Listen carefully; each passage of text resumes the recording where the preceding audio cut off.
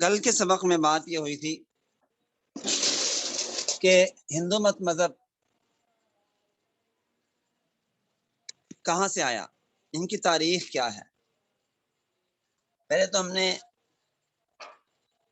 ہندو مت کا معنی پڑھا تھا، اور دوسرے نمبر پر یہ مذہب آیا کہاں سے، ان کی تاریخ کیا ہے، تو یہ بات ہم نے پڑھی تھی۔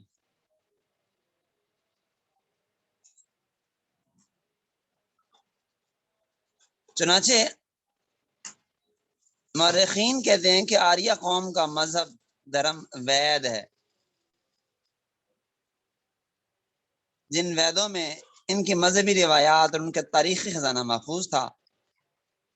لیکن وید مرتب کب ہوئی؟ تو یہ ہندوستان میں آریہ اقوام کے آباد ہونے کے ایک عرصہ کے بعد وید مرتب ہوئی،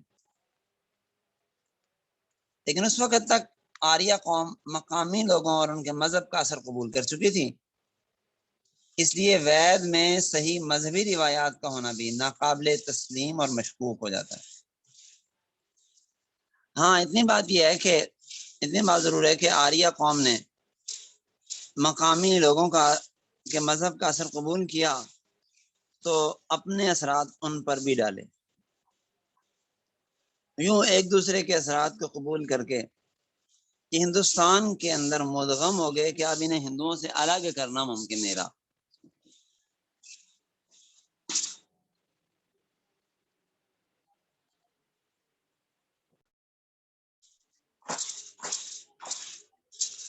چنانچہ ہم جب ویدی ادب میں لکھے ہوئے حوالہ جات دیکھتے ہیں تو ہمیں پتہ چلتا ہے کہ آریہ قوم کے لوگ بنیادی طور پہ خانہ بدوش تھے، اور ان کے قبیلوں کے سرداروں کو راجا کہا جاتا تھا۔ اس قوم کے لوگ 3 حصوں میں منقسم تھے: آریائی دیوتاؤں کے خدام اور پجاری، انہیں برہمن کہا جاتا تھا۔ نمبر 2، سردار اور جنگجو لوگ، جن کا کام جنگیں کرنا ہوتا تھا، لڑائیاں جھگڑا، انہیں کشتریا کہا جاتا تھا۔ ہمارے یہاں کھتری کہہ دیتے ہیں، کھتری۔ اور تیسرے عام لوگ جو پہلے تاجر طبقات میں بھی ہوتے تھے،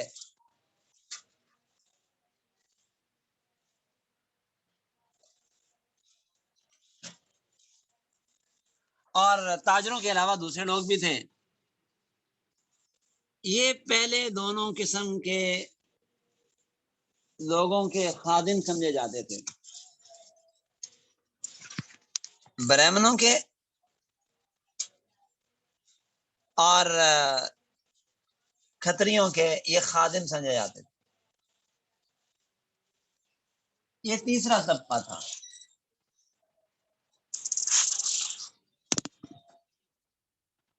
اور ان کے بعد ایک چوتھا طبقہ ہے ہندوؤں میں، وہ شاید کہ ہندوؤں میں ہی پیدا ہوا ہو یا آریاؤں سے ہی آیا ہو۔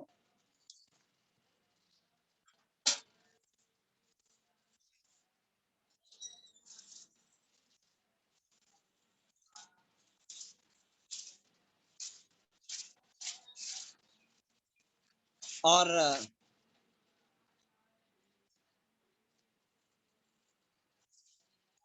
اس چوتھے طبقے کو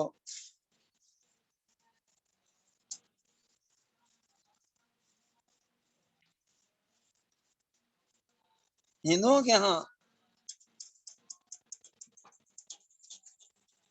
انسانیت کا درجہ بھی نہیں دیا جاتا، وہ انسانوں سے بھی نیچے کے لوگ ہیں۔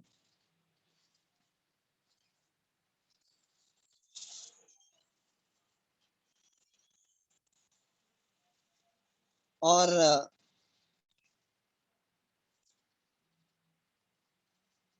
ان کو شودر کہا جاتا ہے۔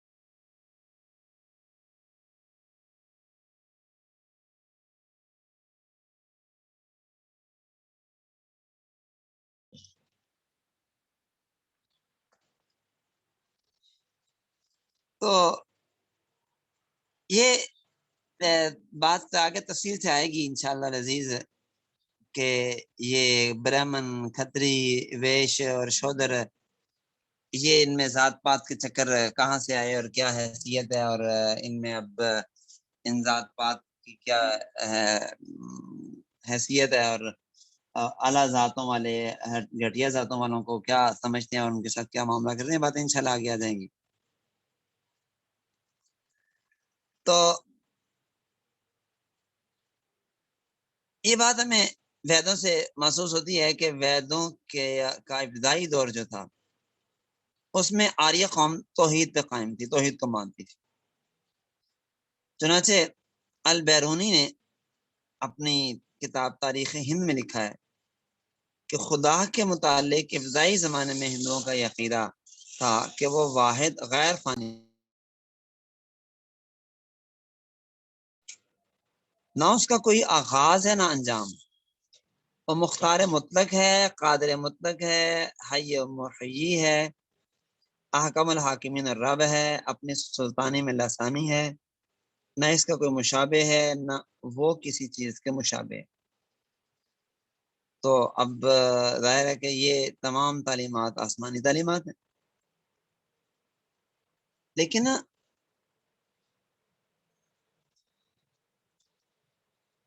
توحید کی یہ تعلیمات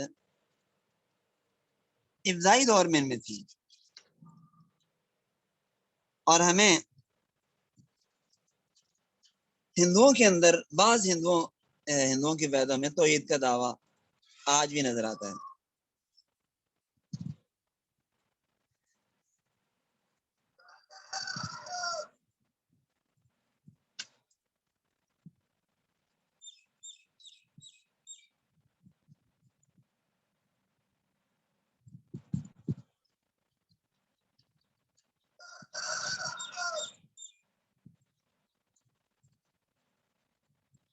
جن میں وہی بات نظر آتی ہے، محسوس ہوتی ہے کہ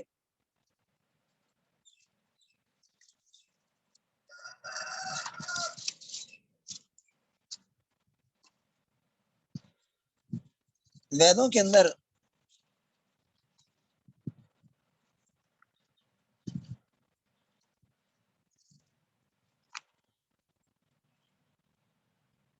ابتدائی زمانے میں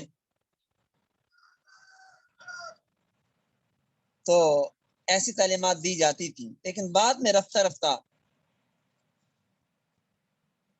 شرک اور بت پرستی در آئی، اور پھر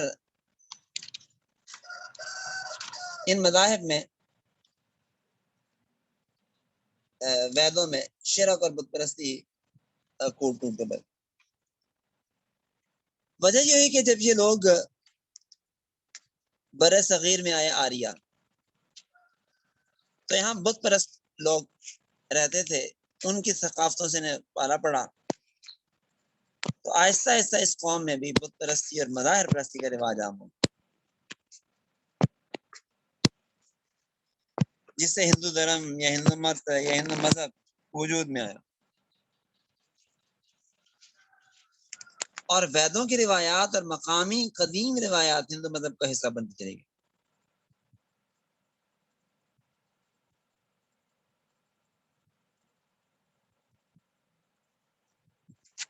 یہاں تھوڑی سی بات یہ بھی سمجھ لیجیے گا کہ ہندو مذہب یا آریہ مذہب،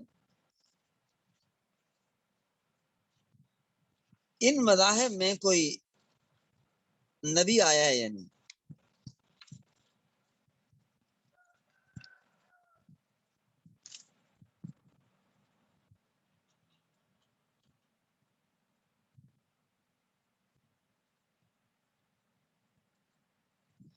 اور ان مذاہب کا بانی اللہ کا نبی ہے کہ نہیں۔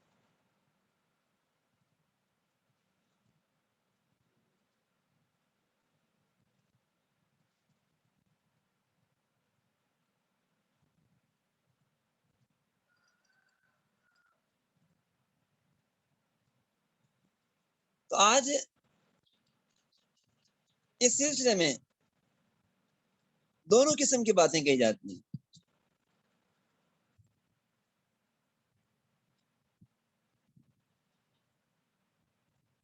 ایک بات تو آج بعض لوگ یہ کہنا شروع ہو گئے ہیں کہ جی ہندوؤں میں بھی کوئی نہ کوئی خدا کوئی نہ کوئی نبی ضرور آیا، خدا نے کوئی نبی ضرور بھیجا.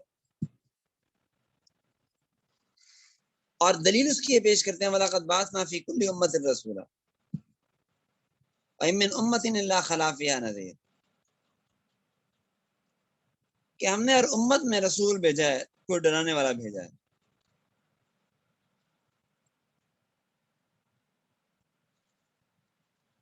اب ایک امت اور قوم تو ہندو بھی ہیں، ان میں کوئی نبی آیا ہے کہ نہیں آیا؟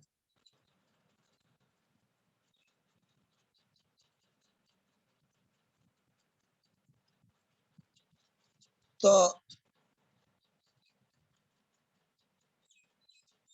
آج بعض ہندو اپنے آپ کو اہل کتاب منوانے کے لیے مصر ہیں کہ ہم بھی اہل کتاب، اور ہمارے اندر بھی انبیاء گزرے ہیں اور ہم بھی ان نبیوں کے ارادے ہیں، نبیوں کے ماننے والے ہیں. چنانچہ ہندوؤں نے اپنی ایک ویب سائٹ پر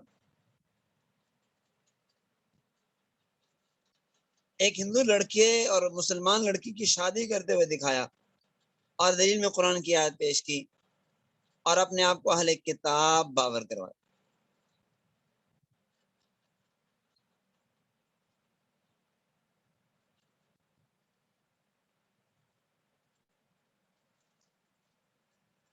تو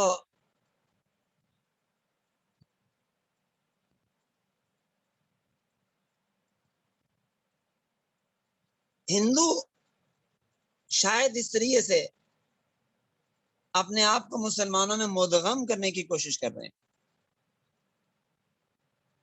اپنے آپ کو مسلمان بتانے اور جتانے کی کوشش کر رہے ہیں کہ ہم بھی مسلمان.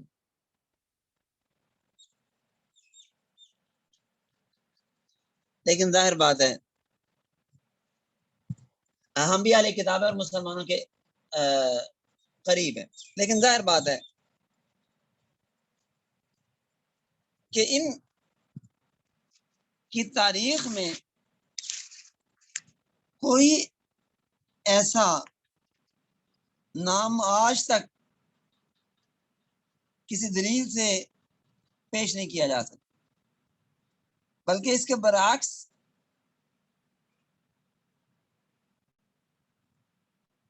ہندو یہ کہتے رہے ہیں کہ ہمارے مذہب کا بانی کوئی ایسا شخص نہیں ہے.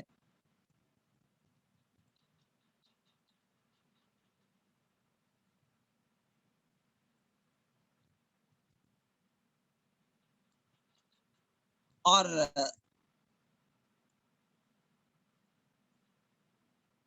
مورخین نے، محققین نے یہ بات لکھی.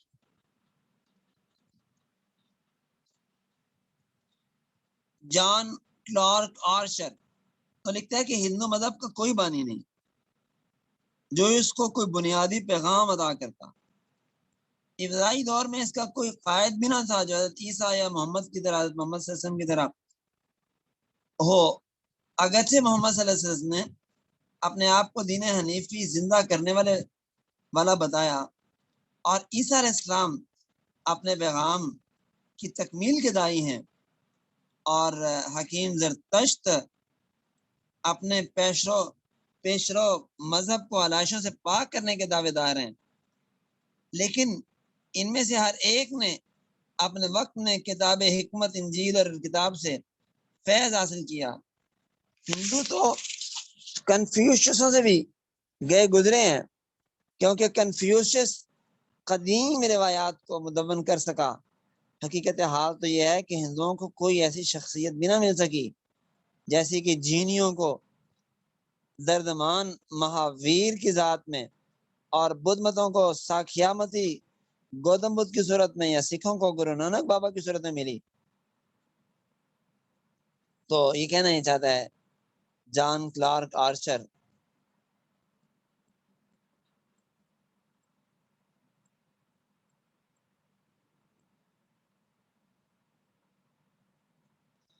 اس کی کتاب ہے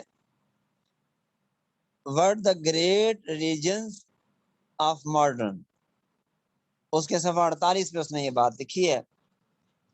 تو وہ کہتا ہے کہ ان کا کوئی بانی نہیں.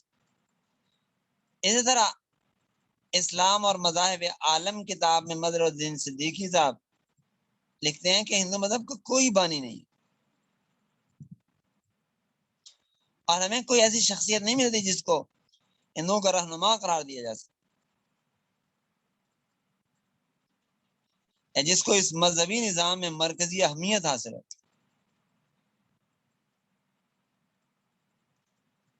تو بہرحال ہندو مذہب میں کوئی ایسی شخصیت نہیں ہے جس کو یہ کہہ سکیں کہ یہ اللہ کا نبی ہے.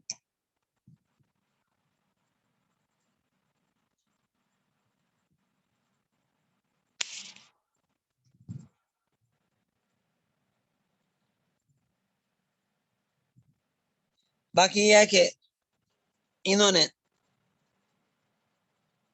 اپنا مذہب مختلف لوگوں سے حاصل کیا اور خود اپنا مذہب بنایا. ان کے مصلحین نے اور ان کے مصنفین نے. آریہ یہ سنسکرت زبان کا لفظ ہے جس کا معنی تھا بندگی کرنا، عبادت کرنا. چونکہ اس قوم کے ابتدائی افراد عبادت و ریاضت کرتے تھے بہت زیادہ، تو آریہ کہلائے جانے لگے. اور لیوس میور کے مطابق آریہ کا مطلب ہے عالی مرتبہ، معزز افراد. اور وہ کہتے ہیں کہ ان کا اطلاق ان لوگوں پر ہوتا ہے جو ایران سے دوسری صدی قبل مسیح میں سندھ وارد ہوئے.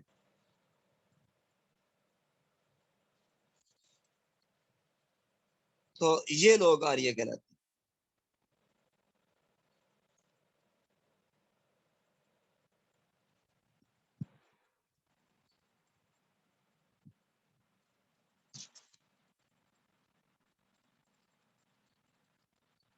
اب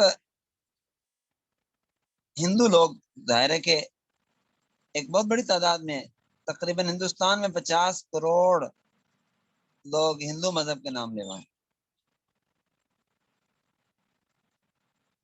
اور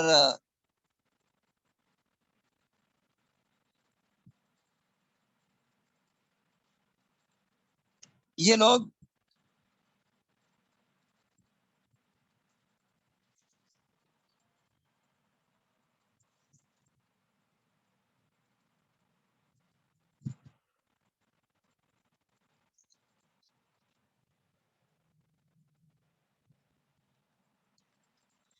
جن کتابوں کے ماننے والے ہیں ان کتابوں کے مصنفین بھی نہ معلوم.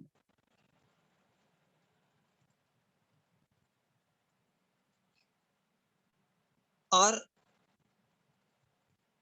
وہ کون تھے، ان کی کیا سوانح عمری ہے، کوئی تفصیلات اس کی ان کے پاس موجود. اور پھر ہندوؤں کی کتابیں لکھنے والے جو لوگ ہیں چونکہ مختلف تھے اور ان کا بھی آپس میں کوئی اتفاق اتحاد نہیں تھا تعلیمات ایک دوسرے کی سیکھنے پڑھنے کے حوالے سے، اس لیے ہمیں ہندوؤں کی قدیم کتابوں میں کسی عقیدے، مذہبی قانون یا شاعر و رسوم میں کوئی یکسانیت نظر نہیں آتی. اور یہ بات ہندو پنڈتوں نے خود تسلیم کی ہے، اور وہ کہتے ہیں کہ ہمارا مذہب ایک گنجان جنگل کی طرح ہے جس میں عبادت کے مختلف طریقے، ہزاروں راستے، کروڑہ معبودات، لیکن منزل مقصود تک پہنچانے میں ان میں سے کوئی ایک بھی کارآمد نہیں.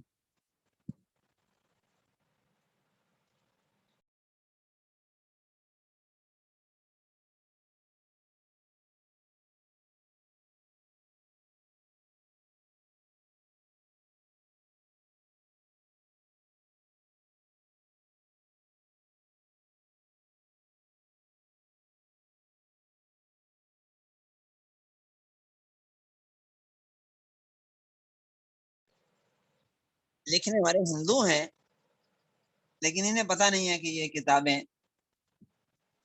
کیسی ہیں اور کس معیار کی ہیں۔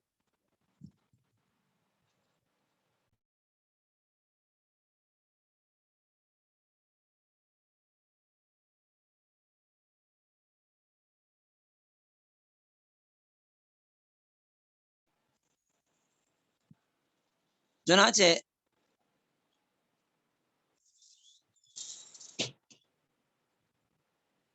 ہندوؤں کے عقائد میں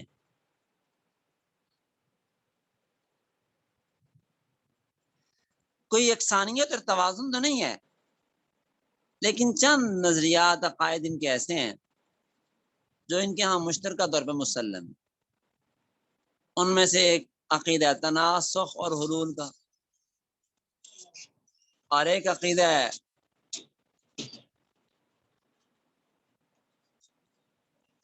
ہمہ اوسطی کا۔ لیکن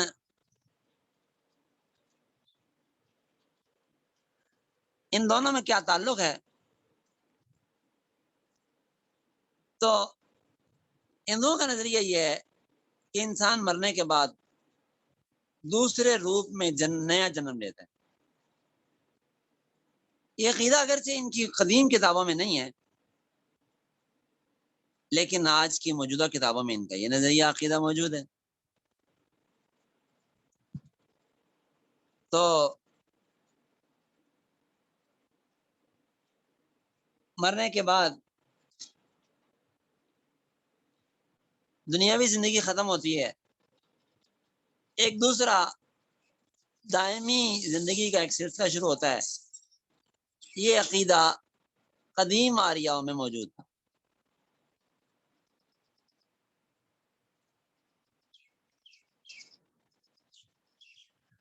اور ان کا خیال یہ تھا کہ اگر انسان نیک ہے تو موت کے بعد جنت میں داخل ہوگا، گناہ گار ہے تو اسے جہنم میں مصائب بھگتنا پڑیں گے۔ لیکن رفتہ رفتہ یہ نظریہ ان کا بدل گیا، اور ہمہ اوسطی کے نظریے نے اس نظریے کو تناسخ اور اوگان کے نظریے میں بدل دیا۔ ہمہ اوسطی کیا ہے؟ ہمہ اوسطی مانا سب کچھ وہی ہے۔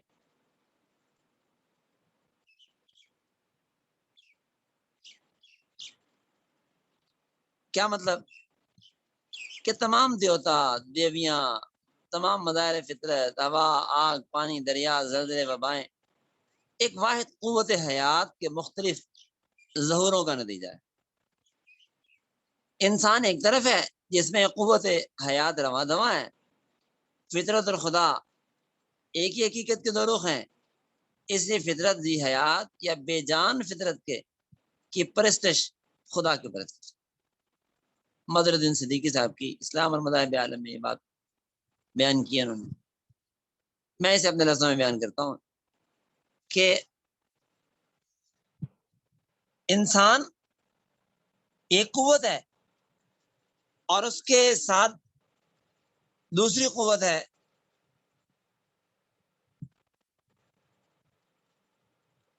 جسے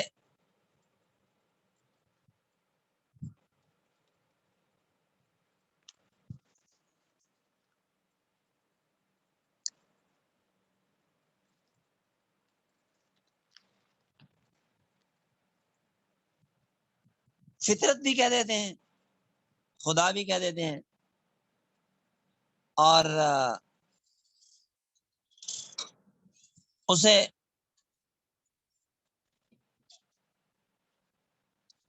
قوت حیات بھی کہہ دیتے ہیں۔ اور یہ مختلف چیزوں میں ظاہر ہوتی ہے، اور دنیا کی تمام چیزوں میں یہ قوت ظاہر ہو رہی ہے۔ اب دنیا کے تمام مظاہر یہ حقیقت میں یہ خدا ہی ہیں اور اسی کی پوجا پاٹ ہے۔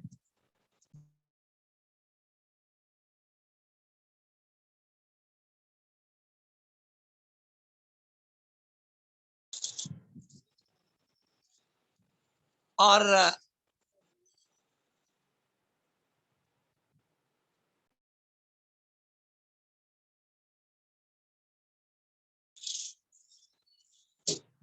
اب یہ ہم اوسطی ہے. اب ہندو مثال کے طور پہ بدھ کو سجدہ کر رہا ہے تو کیوں کہ خدا اس میں حلول کیے ہوئے موجود ہے.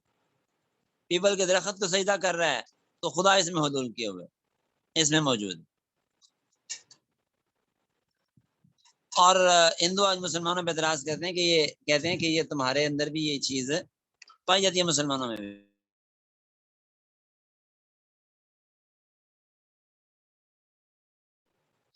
وہ کہتے ہیں مسلمان بھی اس نظریے کے ماننے والے ہیں اور دلیل دیتے ہیں کہ دیکھو خانہ کعبہ ہے نا، اس کو پوچھتے ہیں پتھروں کا گھر، حجر اسود کو چومتے ہیں ایک پتھر ہے. تو مسلمان بھی یہ نظریہ رکھتے ہیں. تو بات یہ ہے کہ مسلمان اگر خانہ کعبہ مثال کے طور پہ دوبارہ بنانے کے لیے پورا شہید کر دیا جائے، جیسا کہ تاریخ میں ایسا کئی بار ہوا ہے، مکمل خانہ کعبہ شہید کر دیا گیا، نیچے تک ختم کر کے دوبارہ سے بنایا گیا. تو جب ایسا ہوتا تھا ہارون رشید کے زمانے تک ایسا ہوتا رہا. ہارون رشید کو امام مالک نے منع کر دیا. تو اگر یہ چیز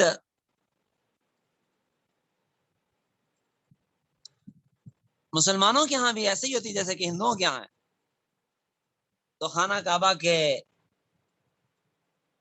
گرا شہید کر دینے کے بعد مسلمان اس کی طرف منہ کر کے نماز نہ پڑھتے، حالانکہ مسلمان پھر بھی اسی جہت کی طرف منہ کر کے نماز پڑھتے.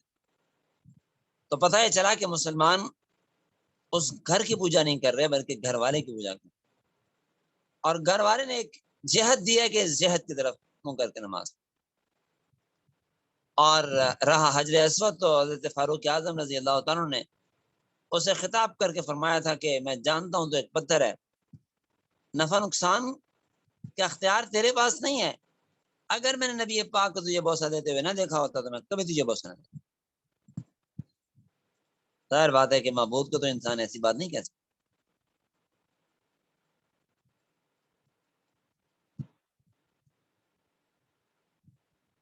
اب ہندوؤں میں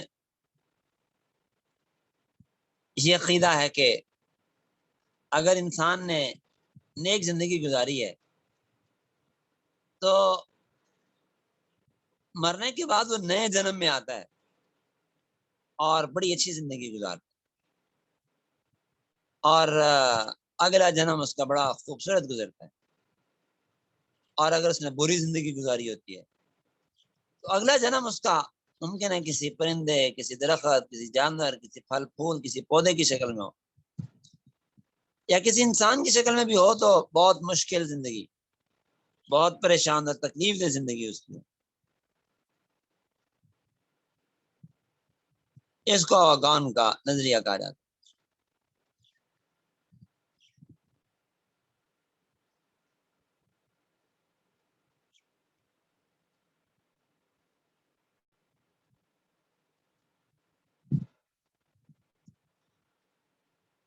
تو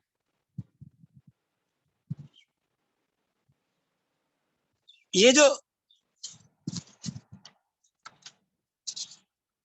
اوغان کا نظریہ ہے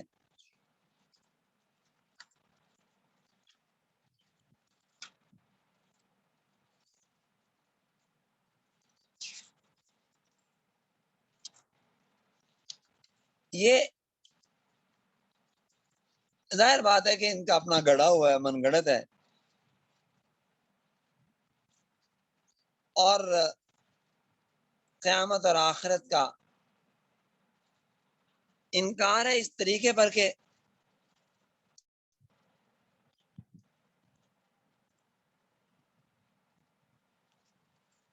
اس کا تسلیم کرنا بھی ہے جزا و سزا کا، لیکن اس انداز سے کہ مر گئے تو اسی جہان میں رہنا ہے، کہیں اور کسی اور جہان میں نہیں جانا.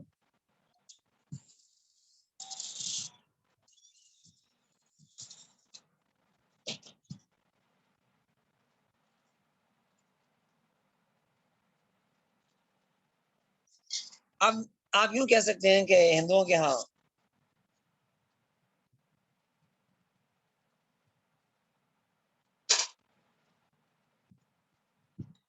روح کبھی ختم نہیں ہوتی انسان.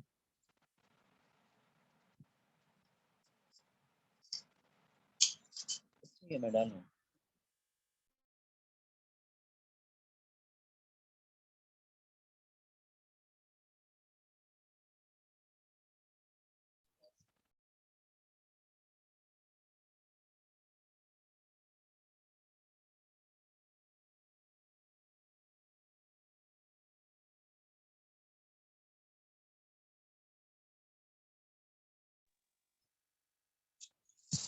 تو اب روح تو باقی رہتی ہے ہمیشہ، لیکن روح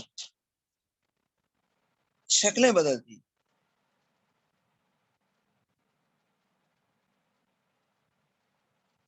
اور ہندوؤں کی کتاب ہے چندو گیا اپنشد، اس میں ہے کہ موت کے بعد انسانی روحیں چاند یا دیگر سیاروں میں پرواز کر جاتی ہیں، حتیٰ کہ ان کا ثمرہ حیات مرتب ہوتا ہے.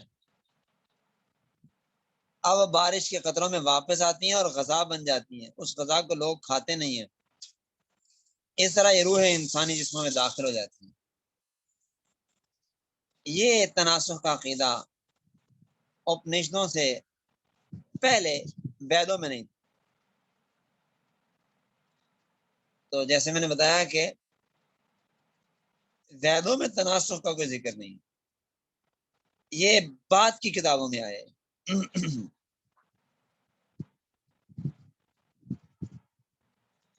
اور ہندو کہتے ہیں کہ روح قدیم ہے، حادث نہیں ہے.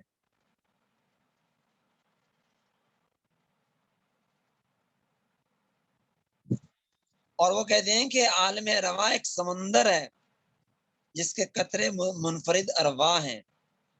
یہ روحیں جسموں میں آ کر انسانی مادی شکل اختیار کرتی ہیں.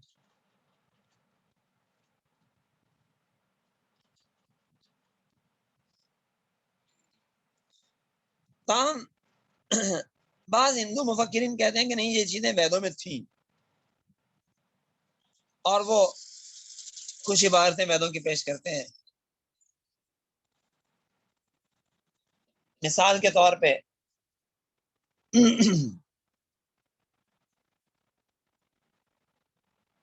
ایک عبارت یہ ہے کہ اے ہمارے ایشور، ہمارے اگلے جسم میں ہمیشہ سکھ پامے، ہمیں اگلے جنم میں تمام سامان راحت دیجیو، ہم تمام زندگی سورج کی روشنی دیکھ سکیں. اے سب کو عزیز رکھنے والے خدا، ہم آپ سے التجا کرتے ہیں کہ ہمیں تمام جیون میں سکھ حاصل ہو. تو اس قسم کی عبارات ہیں جن سے وہ کہتے ہیں کہ جی ویدوں میں بھی یہ تعلیم موجود تھی. لیکن بہرحال اس میں یہ ذکر نہیں ہے کہ اگلا جنم اس دنیا میں ہوگا یا اگلے جہان میں جا کے. اور اسلام اور آسمانی مذاہب کہتے ہیں کہ اگلا جنم ہوگا، لیکن یہاں نہیں، جنت میں جا کے یا جہنم میں جا کے.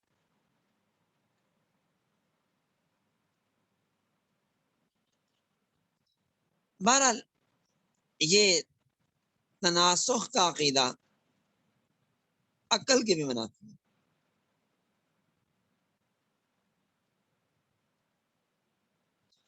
کہ عقل بھی تقاضا کرتی ہے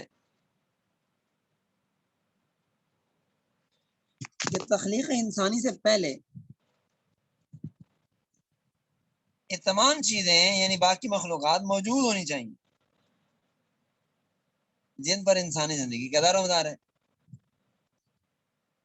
تو مطلب یہ ہے کہ یہ زمین اور یہ سارا کچھ پہلے تھا، انسان بعد میں آیا تھا، پہلے دنیا پیدا کی تھی اللہ نے.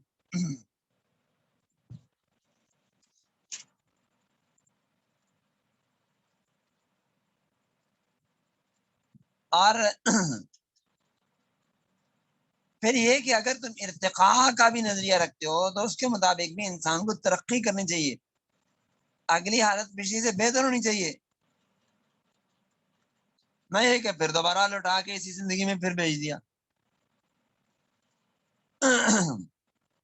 تو تناسخ کا نظریہ عقلاً بھی غلط ہے اور مذہب کے اعتبار سے تو غلط ہے ہی ہے۔ بہرحال یہ میں نے تھوڑی سی بات آپ کو اواگان کے نظریے کے حوالے سے کی ہے۔ اب آگے انشاءاللہ اگلی نشست میں ہم ہندوؤں کی مذہبی کتابوں کا تعارف پڑھیں گے۔ آج اسے بھی اتفاق کرتے ہیں۔ آداب الرحم بھی حاضر